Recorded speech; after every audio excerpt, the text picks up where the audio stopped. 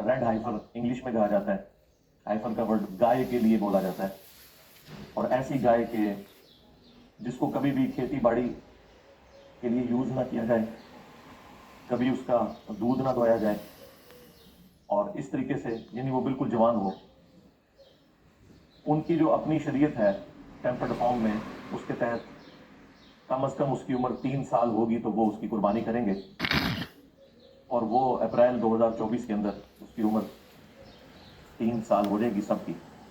America से उन्होंने ये 5 खरीदी थी, $5 लाख के एवज, हर एक की कीमत $1 लाख है। अब वहाँ से वैसे इंपोर्ट करने के ऊपर पाबंदी है इस तरह के जानवर, वो उन्हें पेट्स की फॉर्म में लाने पड़े हैं। इस इशू को उठाया TRT चैनल जो है टर्की वालों का, तुर्की का, सबसे पहले उन्होंने उठाया, और उसके बाद फिर आपने देखा है कि पूरी दुनिया में मुसलमान स्पीकर्स इसके ऊपर मुख्तलिफ वीलॉग्स बना रहे हैं, मुख्तलिफ वीडियोस रिकॉर्ड करवा रहे हैं, मुख्तलिफ चैनल्स के ऊपर इसके हवाले से डिस्कशन हो रही है। हालांकि इसमें से कुछ भी नहीं निकलना, ना तो हमारी मर्जी से कुछ होना है और ना उनकी मर्जी से कुछ होना है। लोग डरे बैठे हैं, वो लोग जिनका ईमान कुरान के ऊपर था, वो यहूदियों की एक्टिविटी की वजह से परेशान है कि कहीं दज्जाल ही ना निकल आए। दज्जाल को ना कोई मुसलमान निकाल सकता है, ना कोई यहूदी निकाल सकता है। कुरान और सुन्नत की रोशनी में जितनी चीज़ें हमारे सामने मौजूद है, उसमें तो अभी दूर दूर तक कोई ऐसी सूरत हाल नज़र नहीं आ रही।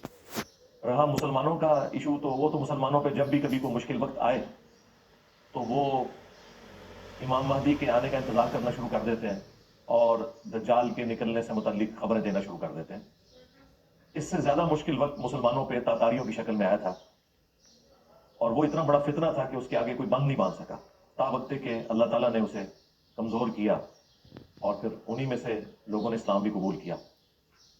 उस वक्त जो कुछ मुसलमानों के साथ हुआ, आजकल तो जो हो रहा है ये उसका अशर अशीर भी नहीं है। उस वक्त भी लोगों ने ये कंक्लूड किया कि बस उम्मत ख़त्म के ख़त्म। 8 से 100 साल पहले तक आप दुनिया में कोई मुसलमान मुल्क दिखा सकते थे जो आज़ादी के तौर पर ज़िंदगी गुजार रहा हो। आज फिर से 60 इस्लामिक मुल्क मौजूद है अल्हम्दुलिल्लाह। जब से ये वर्ल्ड वार 2 के बाद एम्पायर्स का सिलसिला ख़त्म हुआ है, अगरचे मुसलमानों को आज़ादी मिल गई है, लेकिन ये याद रखिएगा कि ओवरऑल हुक्मरान दुनिया के वही अलाइड फोर्सेस हैं जिन्होंने वर्ल्ड वार 2 के अंदर कामयाबी हासिल की थी।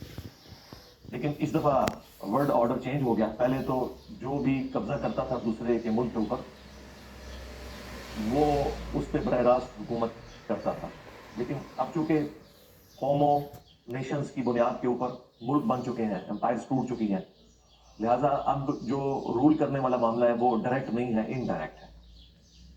ये हम लोग जो आए दिन गिला करते हैं यूरोपियन ताकतों के हवाले से, अमेरिका के हवाले से, कि वो इंटरफेयर करते हैं, तो उनको हक पहुंचता है इंटरफेयर करने का, क्योंकि उन्होंने दुनिया को फतह किया।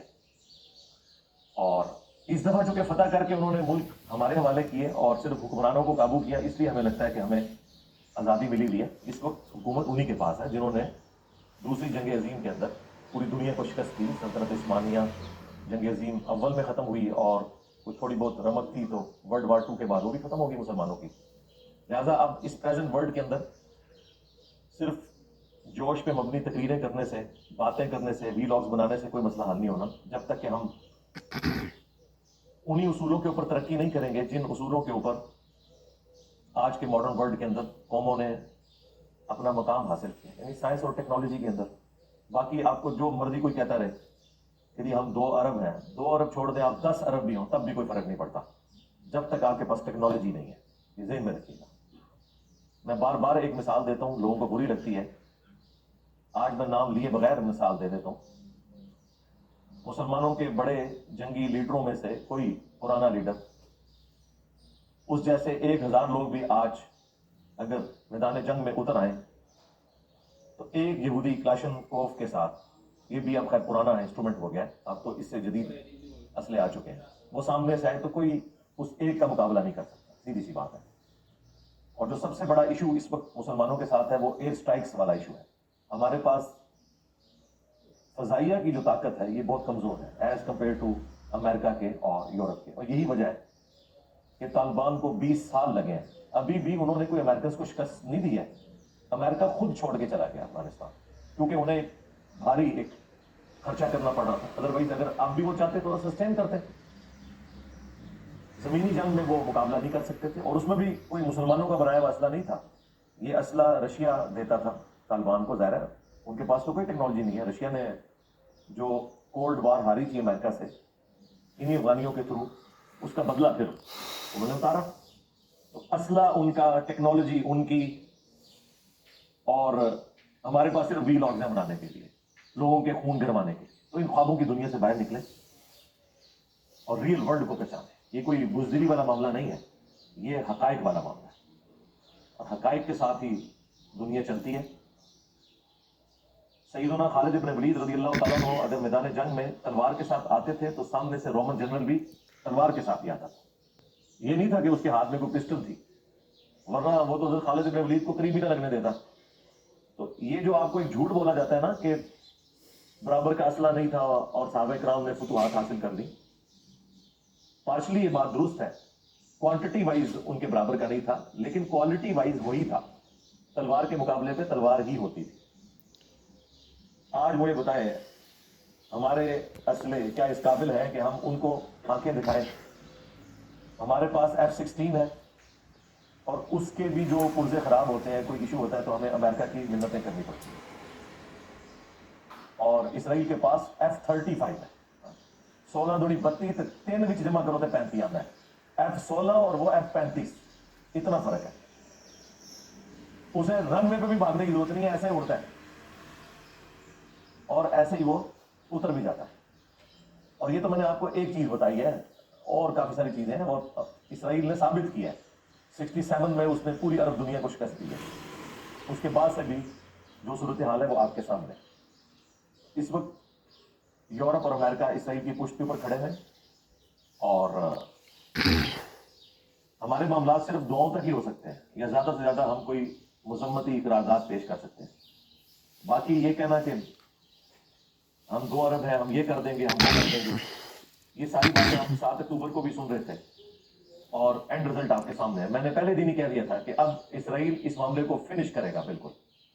और लोग कह रहे थे जी आप देखेंगे ये हो जाएगा वो हो जाएगा। मैंने कहा था यार ख्वाबों की दुनिया से बाहर निकलो। ठीक है, आपने डॉलर्स बना लिए इस तरह के वीलॉग्स बना के, लोगों का खून भी गरमा लिया, नौजवान नस्ल के मेंटल मॉडल भी बदलने की कोशिश की, उसमें से कुछ नहीं निकलेगा। ये सिर्फ इल्मी शावत है, वीडियोस में पूरी करें, डिस्कशन में पूरी करें, इसमें से निकलना कुछ भी नहीं। बिल्कुल ज़हन में रखिएगा। जिस तरह हमारा ये दावा है कि आज तक जितनी भी इस्लामिक ऑर्गेनाइजेशंस आई हैं जिन्होंने दावत और तबलीग का काम किया, उन्होंने असल मर्ज को नहीं पकड़ा, या खिलाफत मूवमेंट जो है उन्होंने असल मर्ज को नहीं पकड़ा। और वो ये था कि मुसलमानों की अक्सरियत उन अकायद और नजरियात के ऊपर है जो सराहतन कुरान और सुन्नत के मुनाफी हैं। जब तक आप उनके अकायद दुरुस्त नहीं करते, उनके ऊपर इस्लामी निज़ाम का फायदा ही नहीं, क्योंकि वो तो उस इस्लाम को मानते ही नहीं जो कुरान और सुन्नत में लिखा है। वो तो सूफिया के इस्लाम को मानते हैं, वो तो बुजुर्गों के इस्लाम को मानते हैं। उनके तहत तो हर बुजुर्ग का मजार बनना चाहिए, कुरान और सुन्नत के तहत तो मज़ारात होने नहीं चाहिए। अब मुझे बताएं, इतना बड़ा जब कॉन्फ्लिक्ट आएगा तो क्या इस्लामिक सजाएं इनके ऊपर नाफिज होंगी, क्या इस्लामिक निज़ाम होगा? खैर ये अलग से टॉपिक है, ये टॉपिक नहीं था। टॉपिक वही जो 5 गाय खरीदी हैं उन्होंने, जिसकी वजह से मुसलमान परेशान है कि पता नहीं अब उनका मसाया निकल आएगा।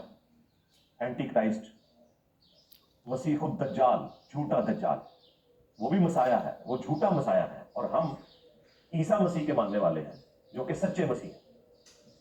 ये जो अप्रैल 2024 का लोग इंतजार कर रहे हैं कि वहां पे उन्होंने जो 5 हाइफर मंगवाई हुई है गाय, उनकी कुर्बानी करनी है, और उसके बाद उन्होंने वो एक्टिविटी परफॉर्म करनी है, टेंपल की तामीर दोबारा से शुरू कर देनी है, उसके लिए कुर्बान गाह भी उन्होंने बना ली है। एंड मुमकिन है कि एक्टिविटी परफॉर्म ही ना हो सके। अगर हो भी जाए तो जरूरी नहीं है कि इसके बाद वो अगला मामला भी वो चला सके। ख्वाहिश बड़े अरसे से उनकी चल रही है, और अगर वो भी करने में कामयाब हो जाए तब भी इसका कोई दज्जाल के निकलने के साथ ताल्लुक नहीं है। वो अल्लाह ने अपनी मर्जी से ही निकालना है जब भी निकालना है। हाँ, उनका ये अकीदा है कि इसके बाद जब तीसरा टेंपल बन जाएगा तो हमारा मसाया आएगा।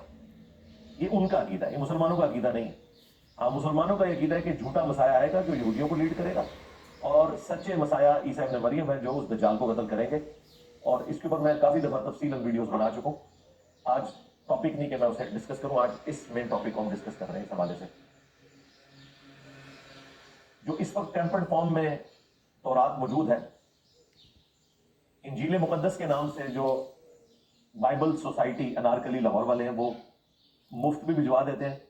ویسے اس کا پی ڈی ایف بھی پروفیشنل اویلیبل ہے گوگل کے اوپر، اگر آپ چاہیں ٹائپ کریں تو آپ کو مل جائے گا.